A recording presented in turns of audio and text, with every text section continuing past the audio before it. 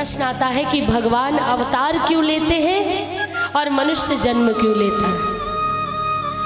मनुष्य, हम सभी मनुष्य भगवान के वशीभूत हैं, ईश्वर के वशीभूत हैं। ईश्वर अपनी इच्छा से, एको हम बहुश्यामः, एक से बहुत हो जाऊं, और वह अपनी ही इच्छा से इस संपूर्ण जगत की रचना करता है। जो अपनी इच्छा से आता है वो अवतार, और जो उसकी इच्छा से आता है वो मनुष्य, वो जन्म। इसलिए जीव और परमात्मा है एक, एक होते हुए भी अलग अलग, अभिन्नता। यही अभिन्नता, यही विभिन्नता, यही भेद। जीव और परमात्मा में कोई अंतर नहीं है, और केवल इतना सा अंतर है कि जीव का जन्म होता है और परमात्मा प्रकट होता है।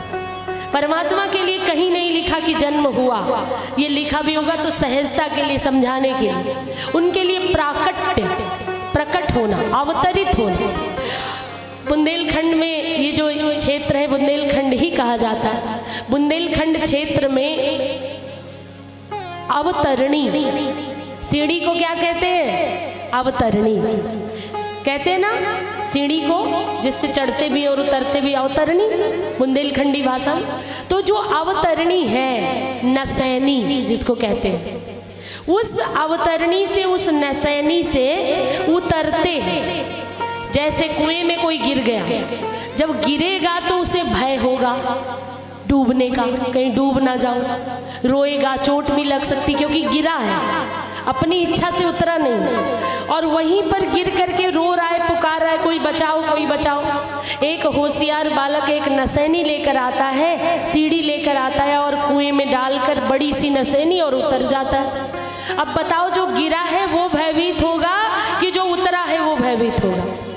बताओ, जो गिरा है ना वो भयभीत होगा कि कोई बचा ले, कहीं मर ना जाऊं, डूब ना जाऊं, और जो उतरा है वो उसके भय को मुक्त करने के लिए उतरा है कि उसका हाथ पकड़ करके वो बाहर निकाल लाएगा। तो अवतरणी शब्द से ही अवतार बना है। अवतार, निज इच्छा निर्मित तनु, कभी पीले रंग के, कभी काले रंग के, कभी नीले रंग के, कभी श्वेत रंग के, जैसी इच्छा चाहे। निज इच्छा निर्मित तनु, माया गुण गोपाल।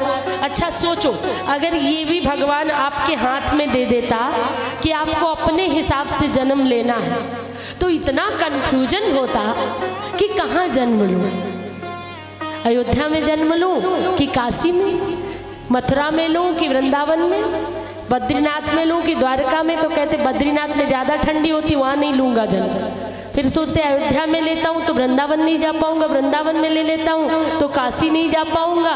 फिर चलो ये तो हुई धर्म की बात, सोचता अंबानी के यहाँ जन्म लूँ कि किसी ब्राह्मण के यहाँ जन्म लूँ। अगर अंबानी के यहाँ जन्म लेता हूँ जिंदगी भर व्यापार करता रहूँगा, ब्राह्मण के यहाँ लूँगा तो पंडिताई करनी पड़ेगी, किसी धोबी के यहाँ जन्म लूँगा तो हमेशा कपड़े धोने पड़ेंगे, लोहार के यहाँ जन्म लूँगा तो लोहे का सामान बनाना पड़ेगा, मैकेनिक के यहाँ जन्म लूँगा तो मैकेनिक का काम। मतलब इतना कन्फ्यूजन होता कि जन्म ही नहीं ले पाता कोई। सही बात है कि नहीं? और एक बात और, भगवान ने सब चीज़ें आपके हाथ में दे दी। कर्म करो, फल की इच्छा मत करो, जो चाहो कर्म करने के लिए तुम स्वतंत्र हो। भगवान ने बुद्धि और विवेक देकर, विवेक की दो नेत्र देकर तुम्हें बुद्धि दे करके, मन बुद्धि चित्त अहंकार सारी ऊर्जा से लैस करके कह दिया जाओ तुम कर्म करो। फल की चिंता मत करना, जैसा कर्म करोगे वैसा मैं तुम्हें फल दूंगा। अब कोई किसी के घर में बल्ब लगा हो और वो स्विच ही ना दबाए, स्विच नहीं दबाएगा, कनेक्शन नहीं लेगा तो क्या लाइट आएगी? ये तुम्हारे हाथ में है। बल्ब लगा दिया, वायरिंग करा दी, पर कनेक्शन लेना तुम्हारे हाथ में है। और कनेक्शन तब तक नहीं होगा जब तक गुरु नहीं मिलेगा। सब चीज़ें देकर भेज दी, लेकिन तुम्हें कैसे प्रयोग करना है। तो भगवान ने सब चीज़ें तुम्हारे हाथ में दे दी, लेकिन अगर सांस लेने की भी जिम्मेदारी तुम्हारी होती, हम सबकी होती। कई बार तो भूल गए होते, कितनी बार मर लिए होते अब तक। भाई कई बार खाना खाना भूल जाते, जूते रख के लोग भूल जाते, कपड़े के साथ टाई पहनना है भूल जाते कि नहीं? बाहर गए घड़ी भूल मोबाइल ले गए, चार्जर भूल गए, तो ये भूलना तो मनुष्य की आदत है। अगर मनुष्य के हाथ में ये भी होता कि तुम्हें सांस लेनी है, सांस लेने की भी तुम्हारी जिम्मेदारी है, खाना पीना सोना तो तुम्हारी जिम्मेदारी, पर सोते समय भी तुम्हें सांस लेना है।